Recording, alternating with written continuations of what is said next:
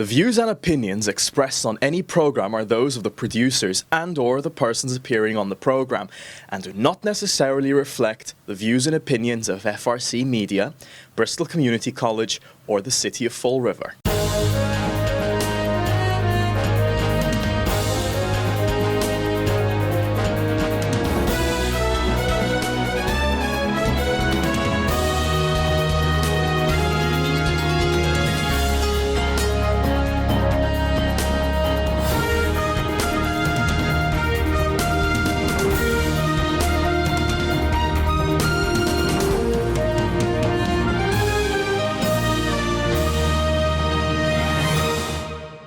Welcome to FRCMedia News for Thursday, November 16th.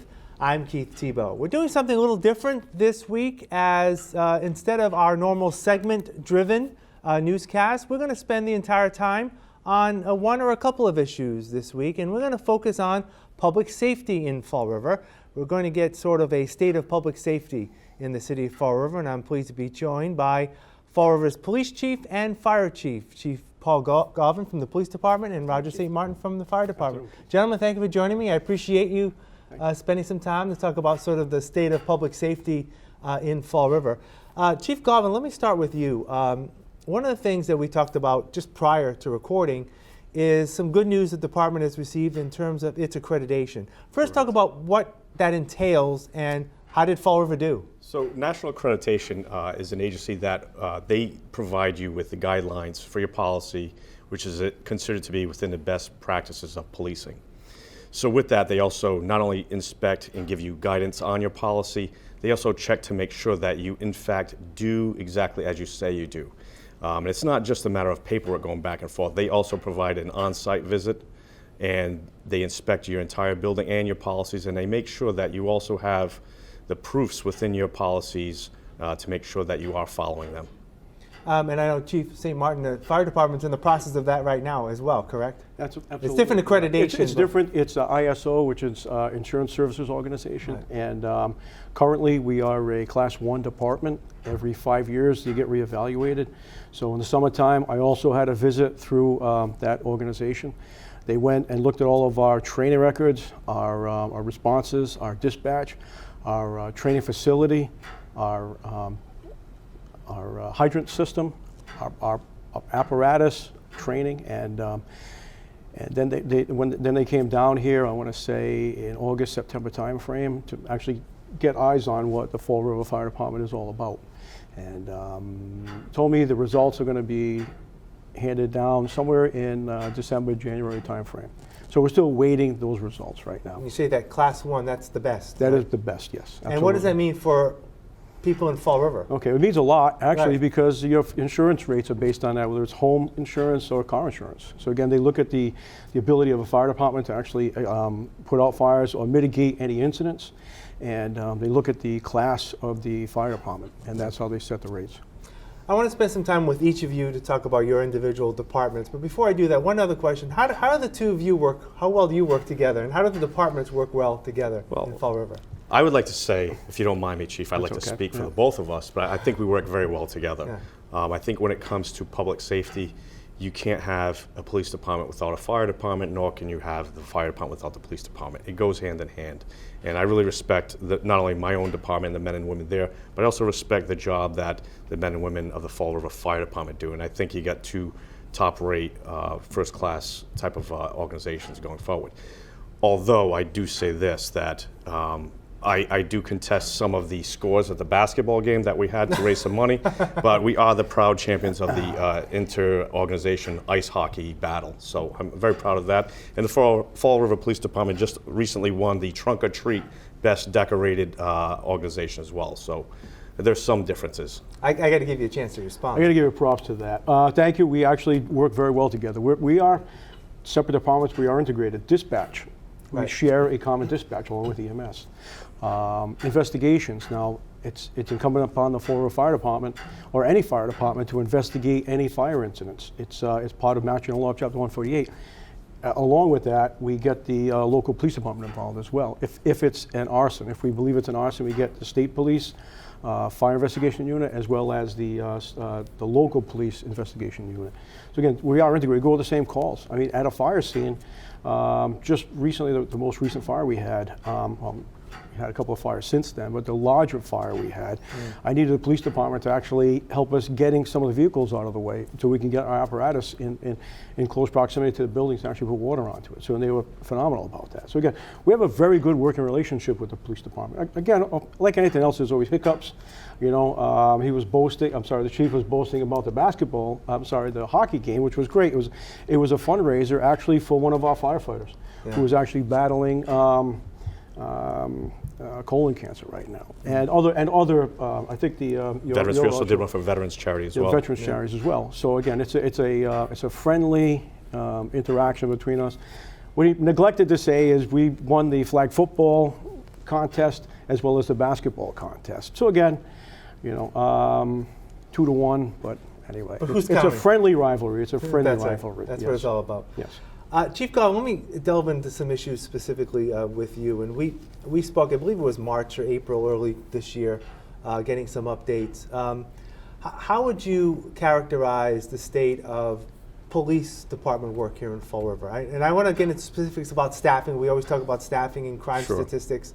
I know that in terms of crime statistics, things seem to be on par with other years, yes. So, I mean, obviously we're coming out of an election season, and unfortunately crime was, a big focus for the campaigns. The issue that I have when we get into election season, sometimes people start trying to make arguments, and when they're talking about crime, they want to forward a narrative that crime is out of control. So what we try to do is provide everybody with the numbers right from the FBI. This way there's no dispute as to what the numbers are. That's what is in fact reported.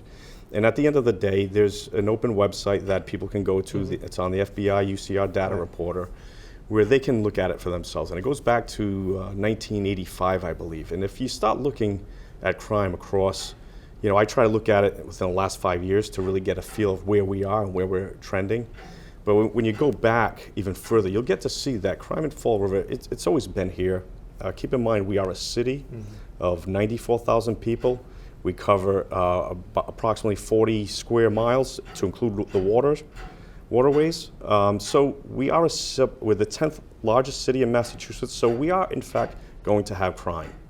But at that point, I'm never happy with any increase, and I'm never happy with any area that we can improve on. So that's really what I use it for, is where are we, where are the upticks, and where can we improve? And from year to year, and I think for every chief going back, it's always been what category are we trending upward in, how do we address that? And I think that's what it is from a year-to-year basis, because it looks a little bit like a heartbeat.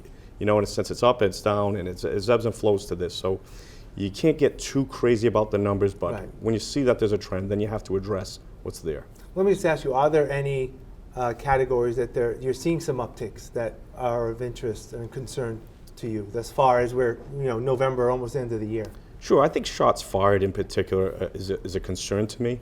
When I look back, we're at a high range. It's not the highest we've ever had, but at the same point, I think any type of gunplay, if you will, in the community, I'm always concerned about that. And that's always been our number one issue, and trying to make sure that we're dealing with gun crime in the city. And right now, those numbers are about in the 40s? We're in our 40s, correct. Shots fired for the Sure, and if you go back, we've had some other accounts that have been published, but over the past, I think, we get back to 2013, there was a change in how we actually accounted for shots fired, because when you go back beyond that, you'll see that there's some years where we actually reported and published that we had 124, 140 one year, so those numbers were really high. I think they were exaggerated, not purposefully, but I think the way that what they were actually accounting for was a little bit too much. So since 2013, we've been reporting the same, and there are years since then where we've had 47, close to 50 shots fired incidents in a given year. And I know that people like to jump right to the cause behind those shootings or shots fired. And I know there was a couple of incidents recently where there were more domestic disputes more than, like, people sometimes will go to, like, is it gang activity? Does it have to do with drug dealing. Sure. And even though there are some of those instances, there's also a number of instances where they just may be domestic issues. There was, I believe, a couple about a week or two ago where there was a shot fired, and it was accidental. That's true, but at the same point, any type of gunplay concerns me. And really what I try to look at, unfortunately, when there is a murder, the jurisdiction falls under the Bristol County District Attorney's Office, so they get to make public comment. But a lot of times I'll try to inform the public that this is either targeted, and the purpose behind that is not to, it's really the purpose is to allay the fears. This isn't that, we have this shots fired incident and I want people to be alarmed if they're going to work or they're going into Market Basket and they get this feeling that they have to watch that there's a car just randomly going around. So we try to make sure that we're trying to put a good lid on that type of conversation. Yeah. I want to talk a little bit about staffing. What's the current complement of the force? I know you're always looking for more recruits. How many patrolmen down are we at this point? I know we talked about earlier this year as well, but give us an update. Sure, we're currently 24 down, but we just had 4 new police officers graduate approximately a week ago. We're looking for 7 new police officers to go into the academy in December, and then we're going to be looking for a larger number, probably close to 13 in February. So that's going to make a big chunk out of our available police vacancies. And the biggest thing, I'm not quite sure if I mentioned it, but we just received a $2.3 million federal grant to help pay for those police officers. The original yearly salary for a police officer is approximately $65,000. They're going to be reimbursing us approximately $43,000 for each vacancy for over 3 years. So that roughly comes out to about $2.3 million. So we're ecstatic about that. Now, in terms of recruits, I know we've had this conversation before, and I like to use a quote from you where, in the past, there was a lot of recruits, not a lot of money to pay for those recruits. Now, correct. Department has money and still looking for recruits. With the passage of the new labor agreement with patrolmen, that has helped in terms of paying for their training and the like.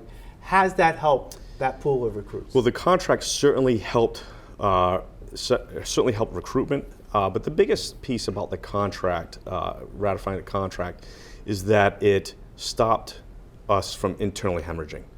We had police officers who were looking at smaller agencies that were paying more, some other larger agencies that were paying more.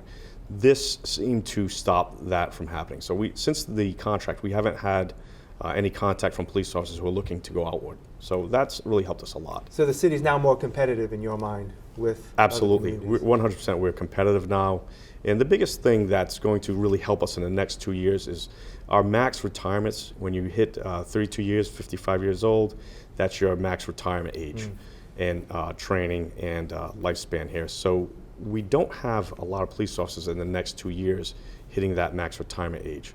So we're looking, I think, zero this year, 0 next year, and I think 1 the year after. So we're in a sweet spot. If we're going to make some gains here, this is going to be in the next 2 to 3 years. And the list of recruits is still somewhat steady? Or? It's a better list this year. Okay. There are more people, and even in talking to my recruiting people and our hiring people, when we're looking to hire 18 to 23 this year to fill those vacancies, I'm getting more positive information back about the recruits that we have. Yeah.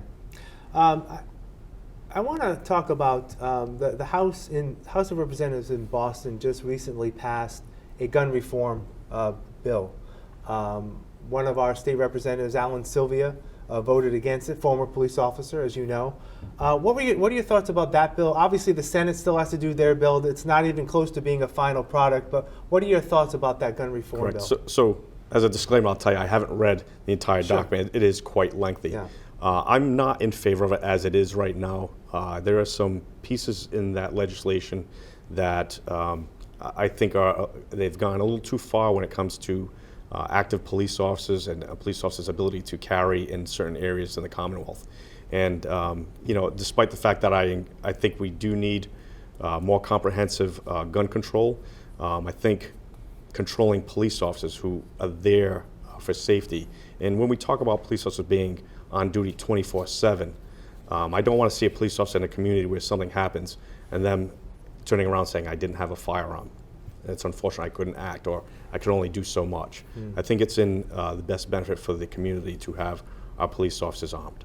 So, Chief, what's the latest role of the department in neighborhoods in terms of trying to, reinstitute maybe some walking beats or some other, direct correlation in our neighborhoods? And I know that there's representation in all the neighborhood meetings, but Sure, and I try my best to go to every neighborhood meeting monthly, which is very difficult to do.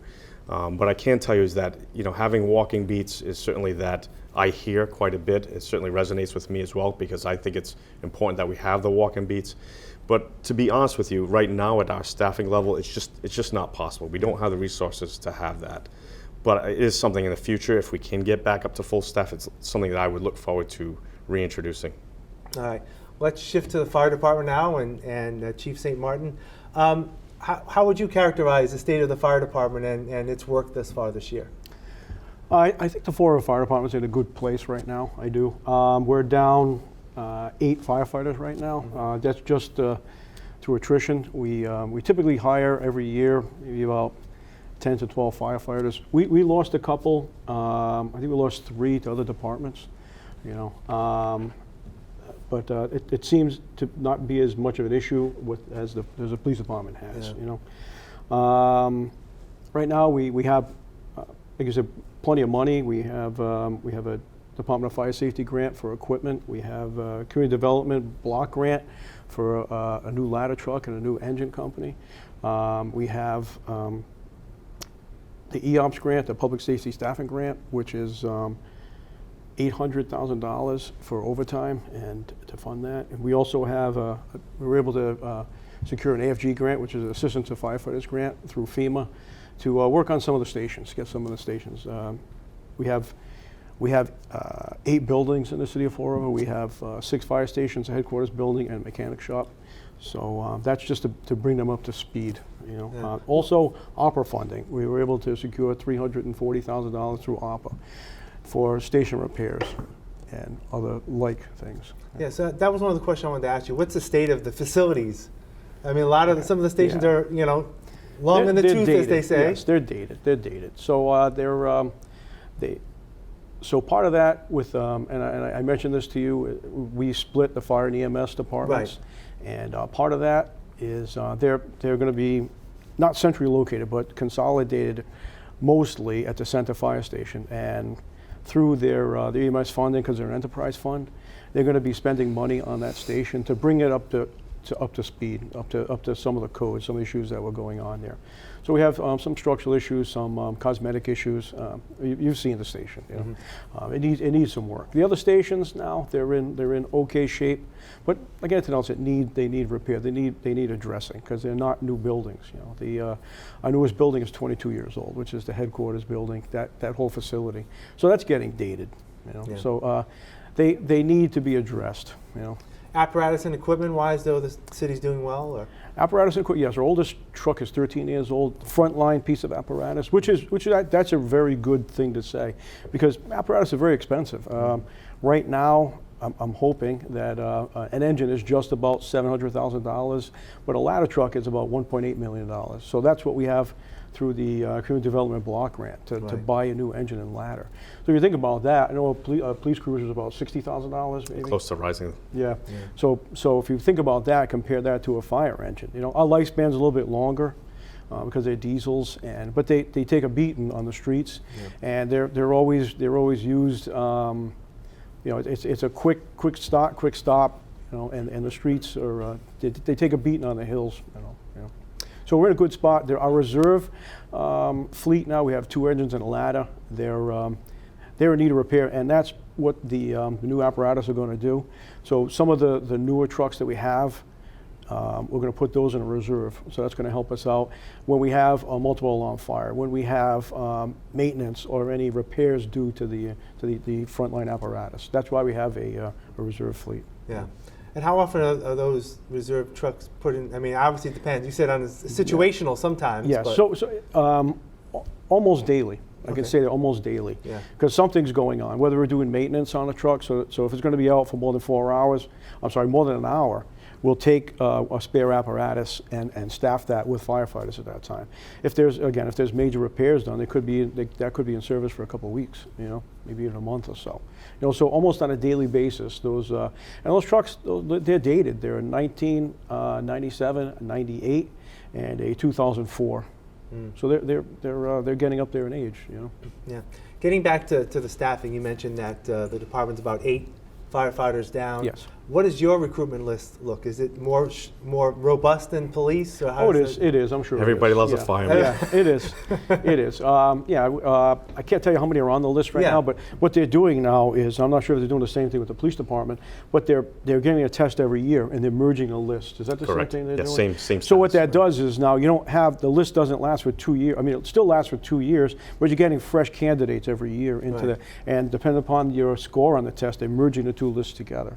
So it's constantly every year it's getting bigger and bigger. The list's getting bigger and bigger. In terms of fires this year, I mean, you see on social media and even in the news some fires. There was a big one in the North End. I remember it was on the preliminary election night in the North End. But by and large, it's been, how would you characterize, relatively quiet in terms of fires? It's average, believe it or not. It's average. Okay. We average about 450 fire incidents a year. Okay. And here's the thing with that: we have, if somebody calls us up from the news, we give them information on fires. Right. But if we go into a building and we knock the fire down, it's incipient stage, or if there's no damage and nobody gets hurt and nobody gets can't move back into the building, that's not newsworthy. I'm sorry. Right. So again, so nobody hears about those fires. Right. Those happen. Again, I don't want to say every night, but those happen on occasion. We had 3 fires in the past 4 days in the same area. Right. Again, so to say that they're going down, they're basically on average. We're right on par with where we have been for the past 10 years. Yeah. Are there times of the year that things may be potentially more dangerous? We're getting into the winter. People start using portable heaters and the like. Is that you tend to see a little more this time of year? Yes, we've had a couple of portable heater fires. We had some space heater fires. The fires I was just speaking about were actually outside fires that got into the building. So one of them was against a fence. The other 2 were outside a building. So we're not sure if it was chemically discarded smoking material that actually started the fire, but they were outside fires that migrated into the buildings, or another one was into a fence, which was against the building. So we were able to stop it from migrating into the building there. But Christmas time, we seem to have like a slight uptick in fires as well, because people maybe don't water their natural Christmas tree, or they don't check the bulbs on there. So if there's shorts on inside the Christmas tree, if you look online to a YouTube video, and you can see a Christmas tree actually bursting into flames from one little spark within 5 minutes. It looks like a torch. Yeah. Heating systems, you turn heating systems back on, which we're in right now. Like I said, there's issues with that. Electrical portable heaters, if you hook them up to a extension cord, that's not capable of handling that amperage, you could have an issue with that as well.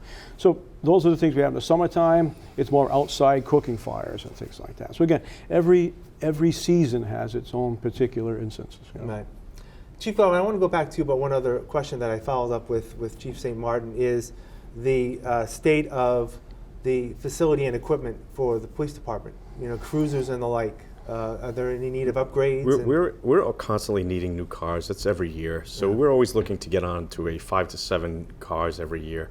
You got to keep in mind, these cars are going 24/7, full year.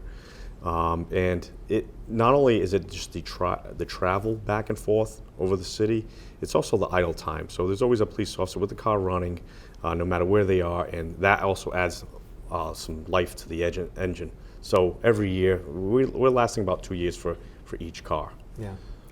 But if you don't mind me adding, because I know you did ask, you'd asked us about accreditation. I did want to mention to you that we did in fact get re-accredited for the fifth, I didn't ask the 5th time. No, it's okay. I tend to pause sometimes. It's all right.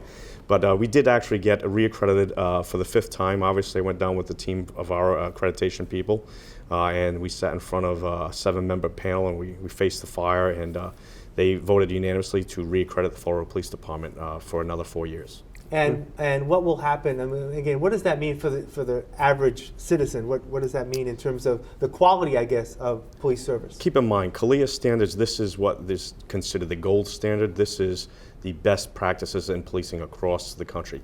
Even though CALEA is technically an international agency, they do accredit agencies in Mexico. I think Morocco is a new area that they're looking into. But really what it means for the Fall River Police Department, what I'm hoping is that it engenders some confidence in the community, that they know when the Fall River Police Department says we do something, that not only do we say it, we actually can prove that we actually do those things. Yeah. And that's really what it boils down to. Chief Gauvin, Chief St. Martin, thank you for joining me. I really do appreciate it. And happy holidays if I don't see you between now and the end of the year. We'll do this again soon. Happy holidays to you as well. Thank you for offering it to us, and again, happy holidays to you as well. Thank you. Family. We'll be back with more FRC Media News right after this. Here are some job descriptions on the latest hot jobs list from the Mass Hire Fall River Career Center. Pharmacy Technician, CVS Health, located at 1620 President Avenue, is looking for a full-time pharmacy technician responsible for locating, dispensing, packing, and labeling a prescribed medication for a patient. Job number 200-19094. Program Aid Family Service Association, located at 101 Rock Street, is seeking a full-time program aide to provide assistance and clerical support to patients in the Adult Day Health Program. Job number 200-19487. Optometrist. The Center for Sight, located at 1565 North Main Street, is looking for a full-time optometrist responsible for analyzing vision tests, identifying sight problems, and prescribing corrective lenses and eyeglasses to patients. Job number 200-16076. Cashier. Price Right, located at 866 Pleasant Street, is looking for a part-time cashier. For more information, call 508-672-2816. Blount Fine Foods, located at 63 Current Road, has an immediate need for the following full and part-time positions. FSQ Technicians, job number 200-14322. SQF Practitioners, job number 200-14233. For more information about these or other positions, visit Mass Hire JobQuest at jobquest.dcs.eol.mass.gov or call the Mass Hire Fall River Career Center at 508-730-5000. That'll do it for this edition of FRC Media News. Please visit our website at frmedia.org for all the latest news and local information. FRC Media News airs Thursdays at 6 p.m. and Fridays at 5:30 p.m. For all of us here at FRC Media News, I'm Keith Tebow. We're actually going to be taking next week off because next Thursday is Thanksgiving. So enjoy the holiday, and we'll see you in 2 weeks.